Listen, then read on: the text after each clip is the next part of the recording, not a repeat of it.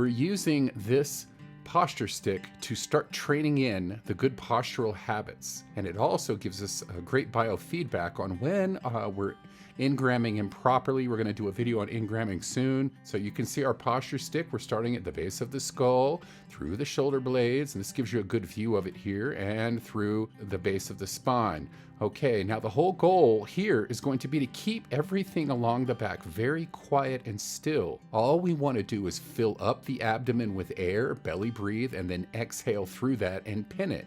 It's that simple, keeping everything quiet. You would be amazed at how difficult it is. Got the lordosis with a little curve in the back set up just right. I should hit that with my hand right there to show you. Just enough space in there, looks good.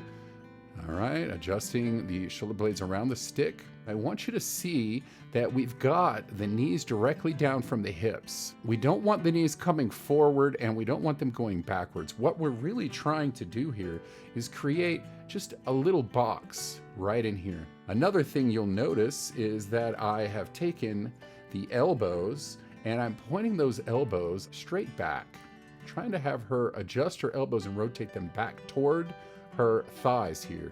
What you're going to want to do is you're going to want to rotate your elbows out, and the reason you're going to want to do this is because it's going to shift emphasis onto your pectoral muscles, the bigger muscles. Try to avoid doing that. We lose the ability, if we're not careful, to take a belly breath as we get older and we become more lethargic. If you ever watch a baby breathing when they're sleeping, you'll see they take a belly breath. We start to chest breathe as we get older. We have to lose that. We've got to get rid of chest breathing and start breathing into our belly again. So let's take a look at her taking in that breath.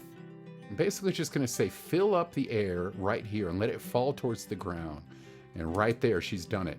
Gravity has helped her draw in air and move down towards the floor. Basically, she's taken in air from here, she's brought it down, and she's let it fill up her abdomen. And you've noticed she hasn't let anything change on the posture stick. Now, all we're going to have her do at this point is exhale the air out and lift the belly up and pin it. So let's take a look. There's the exhale. She draws up and in and pins the belly. We're going to pin that there and create a little hoop, kind of a little hoop in here, a little internal hoop. So we'll have these 2 points kind of coming in towards each other with that little hoop in the middle there, and we're going to pin that for 10 seconds. Now, you notice how quiet she was along this stick. It didn't change, it didn't move. We're going to create a little pin or a little lock right in here. We're going to lock it in, hold it for 10 seconds. When you're doing that, you can still breathe. You're just breathing a little bit more shallow. So for postpartum, this is an essential part right here, being able to get that transverse abdominis strong again, as it's your internal weight belt. We're doing several things. One, we're strengthening the transverse abdominis at the two ends.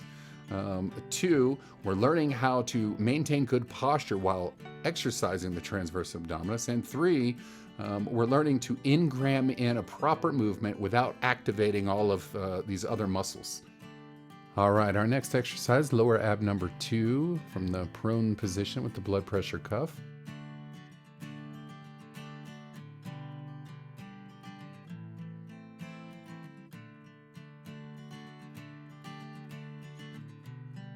Now, with this particular exercise, what we're trying to do is just work that transverse abdominis from a different position, from the prone position or lying on our stomach. We're going to place our navel or our belly button right into the center of that blood pressure cuff, and we're going to simply draw that navel away. We're going to pump that cuff up to 40 degrees. And we're going to draw away until we get a 5 to 10 degree difference on that blood pressure cuff. So if we're starting at a 40 degrees while we're relaxed, we're going to draw that transverse abdominis away from the cuff until the needle comes down to a 30 to 35. And then we're going to hold that for 10 seconds. Then we'll relax and we'll repeat that procedure 10 times. So I'll have her just kind of lift and pull that transverse abdominis away. That is what she's doing right there. And that needle is dropping 5 to 10 degrees. She'll hold that for 10 seconds, relax, take a breath, and then we'll Have her draw that transverse abdominis up and away from the needle. Notice she's keeping her body very still and quiet. Next, we'll move to lower ab number 1 from the supine position with the blood pressure cuff. And this one's a little different because we're going to be charging the abdomen. So here, she's going to be taking in a belly breath. So right here, she's taking in that belly breath and filling up that abdomen. Then she's going to lift and pull against the air, creating intra-abdominal compression. So let's take a look at her doing that. She fills up the air. She's going to pull up and in. Now right there, you saw that. She took that air. She's holding the air, but she's pulling up and in against the air. And you'll see a little bit of that rib cage expansion. Now that air is compressed. And then from that position, she's going to press into the blood pressure cuff, which at a relaxed position, and it's right in the curve of her back. If we were to penetrate through the navel, down through the back, it would go right into the center of that cuff. So it's right in the lordosis, or the curve of the back. We've got that pumped up again to 40 degrees while she's relaxed. When she fills up, pulls up and in against the air, she's going to press into the cuff until she gets a 60 degrees on the needle. So let's take a look as she's already filled up and she has drawn up and in, compressing the air, and now she's going to press into the cuff. You see very little movement going on, but she's working those lower abs. That needle should be at 60 right there. Now she relaxes. She's going to fill up the air. She's going to pull up and in against the air, holding that air in there, and then she's going to press that into the cuff till she gets that 60 degrees. She's going to hold that 10 seconds. She's going to do that 10 times. Next, we'll move to the Russian twist, the oblique supine with the feet on the ball. So here, we're going to do that same charge of the abdomen. The goal is going to be to fill up the air, pull up and in against the air, and she's going to hold that as she rotates out and comes back. Fill up, pull up and in against the air. She's going to hold that as she rotates out, and then she will exhale all of that back to the center. So she will fill up the air, pull up and in against it, holding that air in there. She will rotate out and then bring that back, exhaling on the way.